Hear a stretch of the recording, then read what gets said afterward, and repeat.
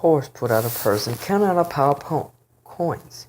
Give me your best roast and steaks. Make sure that it's enough to fill Eragon's pack. The butcher hesitated, his gaze darting between Horst and Eragon. Outside to me would be a very bad idea, said Horst. Glowering venomously, someone slipped into the back room. A frenzy of chopping, rapping, and low cursing reached him. After several uncomfortable minutes, he returned with an armful of wrapped meat. His face was expressionless as he accepted the horse's money, then proceeded to clean his knife, pretending that they were not there. Horst scooped up the meat and walked outside. Eragon hurried behind him, carrying his pack and the stone. The crisp night air rolled over their faces, refreshing at the stuffy shop. Thank you, Horst. Uncle Geralt will be pleased. Horst laughed quietly. Don't thank me. I've wanted to do that for a long time. Son's a vicious troublemaker. Does him good to be humbled. Katrina heard what was happening and ran to fetch me. Good thing I came. The two of you are almost at blows. Unfortunately, I doubt he'll serve you or any of your family the next time you go in there, even if you do have coins. Why did he explode like that? We've never been friendly, but he's always taking our money. I've never seen him treat Katrina that way, said Eragon, opening the top of the pack. Horst shrugged. Ask your uncle. He knows more about it than I do. Eragon stuffed the meat into his pack. Well, now I have one more reason to hurry home. To solve this mystery. Here, this is rightfully yours. He proffered the stone. Horst chuckled. No, you keep your strange rock. As for payment, Albrecht plans to leave for fines for next spring. He wants to become a master smith, and I'm going to need an assistant. You can come and work out to death on your spare days. Eragon bowed slightly, delighted.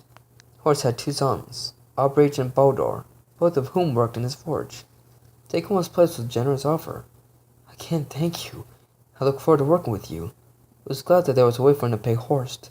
His uncle would never accept charity. Then Eragon remembered what his cousin told him before he left on the hunt. Rowan wanted me to give Katrina a message, but since I can't, can you get it to her? Of course. He wants to know that he'll come to town as soon as the merchants arrive and that he will see her then. That all? Eragon was slightly embarrassed.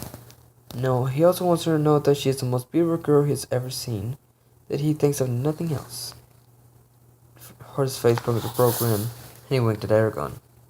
Getting serious, is he? Yes, sir, Eragon answered with a quick smile. Could you also give her my thanks? It was nice of her to stand up to her father from me. I hope that she isn't punished because of it. Rome would be furious if I got into trouble. I wouldn't worry about it. Someone doesn't know that she called me, so I doubt he'll be too hard on her.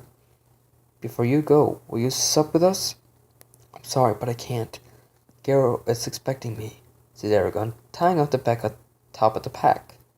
He hoisted onto his back and started down the road, raising his hand in farewell. The meat slowed him down, but he was eager to be home. A renewed vigor filled his steps. The village ended abruptly, and he left his warm lights behind. The purulent moon peeked over the mountains, bathing land in a ghostly reflection of daylight. Everything looked bleached and flat. Near the end of his journey, he turned off the road, which continued south. A simple path led straight through waist-high grass and up a knoll, almost hidden by the shadows of protective elm trees. He crested the hill and saw a gentle light shining from his home. The house had a shingled roof and a brick chimney. Eaves hung over the whitewashed walls, shadowing the ground below. One side of the enclosed porch was filled with split wood, ready for the fire. A jumble of farm tools cluttered the other side. The house had been abandoned for half a century when they moved in after Garrett's wife, Marion, died. It was 10 miles from Carvajal, farther than anyone else's. People considered the distance dangerous because the family could not rely on help from the village in times of trouble, but Eragon's uncle would not listen. 100 feet from the house, in a dull-colored barn, lived 2 horses, Burkhard and Bro, with chickens and a cow. Sometimes there was also a pig, but they had been unable to afford one this year. A wagon sat wedged between the stalls. On the edge of the fields, a thick line of trees traced along the Anora River. He saw a light move behind a window as he wearily reached the porch. Uncle, it's Eragon. Let me in.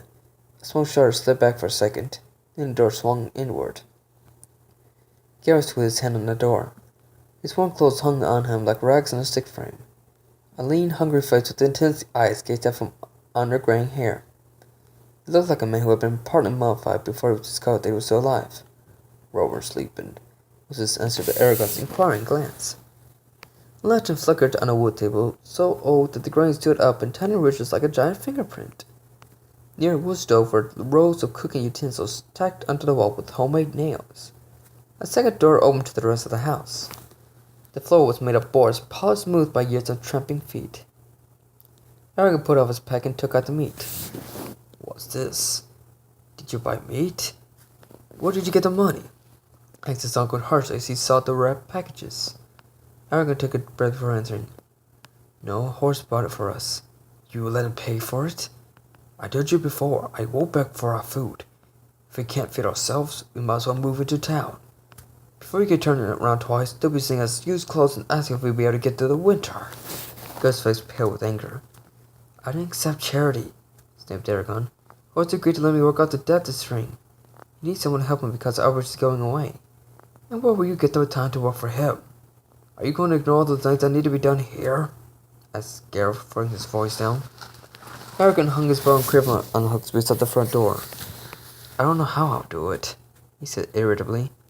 "Besides, I found something that could be worth some money." He set a stone on the table. Gareth bowed over it. The hungry look in his face became ravenous, and his fingers moved with a strange twitch. "You found this in this barn?"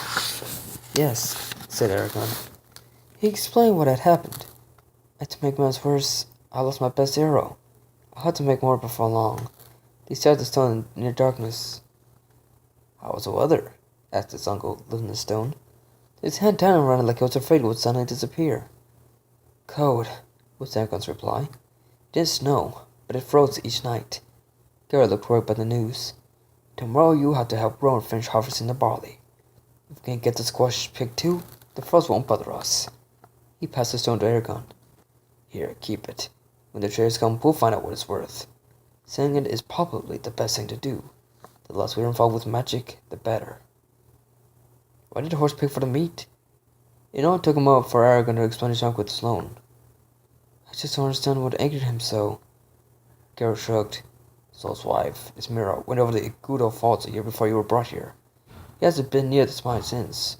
Nor had anything to do with it. But that's no reason to refuse payment. I think he wanted to give you trouble." Eragon swayed clearly and said, "It's good to be back." Garrett's eyes softened, and he nodded. Eragon stumbled to his room, pushed the stone on his bed, then fell onto the mattress. Home. For the first time before the hunt, he relaxed completely as sleep overtook him.